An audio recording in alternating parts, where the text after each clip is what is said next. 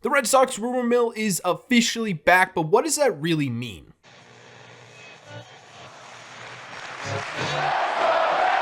What is going on, everybody? Welcome back to Red Seat Radio. My name is Corbin, and the hot stove season has officially begun with GM meetings taking place this week. For those of you who do not know, GM meetings is essentially a conference for every GM in Major League Baseball to talk about the state of baseball, all that good stuff. And there are usually some little tidbits in here that could point to some of the targets for teams over the offseason. They also have the opportunity to speak to some of the players' agents. And for the Red Sox, this is where the first rumor came from, because just yesterday, a rumor came out about who the Red Sox may be targeting this offseason. So what we're going to do in today's video is we're going to talk about who the Red Sox may be targeting. We're going to be talking about why they may be targeting this certain person. And we're also going to be talking about what we should take from these rumors, what we should take from these reports, and whether or not they really mean anything. But before we get into that, for those of you who do not know, November is National Men's Health Awareness Month. And in order to help fight the stigma against mental health, we are partnering with Movember for the month of November. What that means is we now have a goal on our channel as a community to raise $500 to help support Movember and their campaign to improve men's health both nationally and worldwide. In order to get to our $500 goal, I will be helping and matching every single donation up to $250. So basically you do half and I do half. Also, as incentive to donate, I will be growing out this mustache until our goal is reached or the month ends. So if you want to get rid of this mustache and get back to normal Corbin,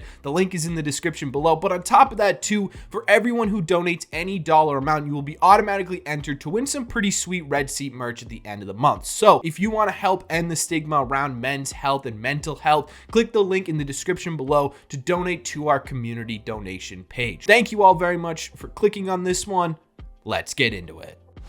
The report we are focusing on today came out yesterday from John Morrissey, who was live reporting from the GM meetings, where he put out a report that the Boston Red Sox had talked to the agents of Jordan Montgomery. Now, before we get into what that means, why are the Red Sox focusing on Jordan Montgomery? Well, first off, Jordan Montgomery had a really solid 2023 season. He began the year with the St. Louis Cardinals, posting a 3.42 ERA in 21 starts over 121 innings with a very similar 3.73 FIP, a 1.248 whip, and a 1.27 ERA plus, about 27% above league average production. He was then traded to, obviously, the Texas Rangers to finish out the 2023 regular season, where he looked even better. He made 11 starts for the Texas Rangers, leading to a 2.79 ERA, again a fairly similar but a little bit higher FIP at 3.27, and a 1.094 whip, which is much better than what he was posting in St. Louis. He also had a really impressive 1.60 ERA plus, again about 60% above league average production. This production this year led to a career best stat line for Jordan Montgomery, where in total between the two teams, Montgomery posted a 3.20 ERA, a 3.56 FIP,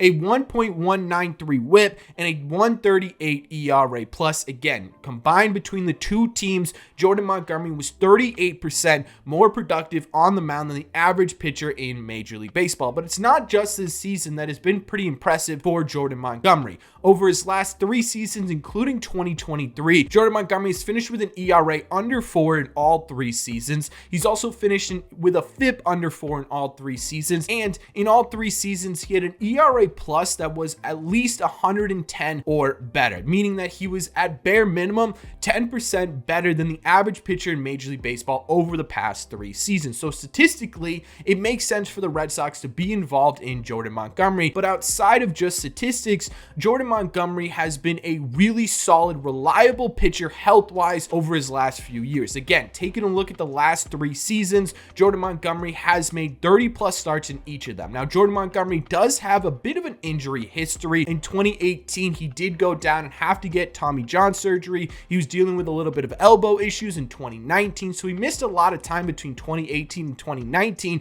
But outside of that, Jordan Montgomery has been a guy who you can give the ball to every 30 days, and there have been very limited injuries over his last few seasons, which for the Red Sox is a really great sign, right? Jordan Montgomery is going into his age 31 season, and these sort of questions are going to start to pop up about what he could look look like as he gets older in Major League Baseball, right? Are those injury problems going to resurface? Is he going to stay the same, get a little bit better, maybe get a little bit worse with age? And in the case of Jordan Montgomery, what really plays into him aging well is the fact that he relies a lot on his off-speed pitches to get a lot of his swing and miss or get a lot of his outs. Over the 2023 season, Jordan Montgomery relied on a combination of a changeup and a curveball about 45% of the time to either get swing and misses or bad contact outside of the zone, which resulted in a 39.2% whiff rate on his changeup and a 37.1% whiff rate on his curveball, both being his best put away pitches. So when we're talking about the possible health concerns of signing someone like Jordan Montgomery until they're about 36 or 37 years old,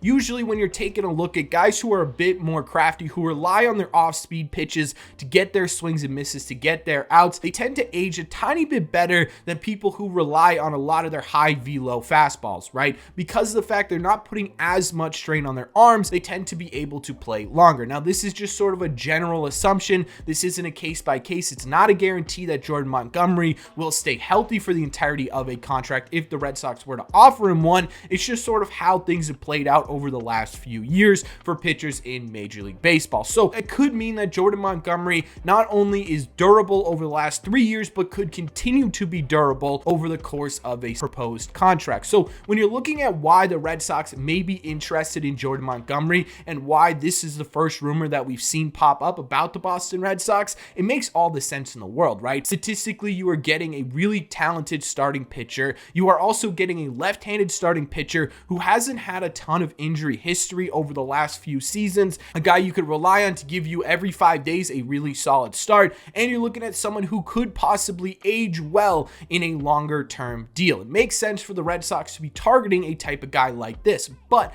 at the same time too, what would Jordan Montgomery signing look like for the Boston Red Sox, and what should we take away from the Red Sox first interest rumor of the 2023 season?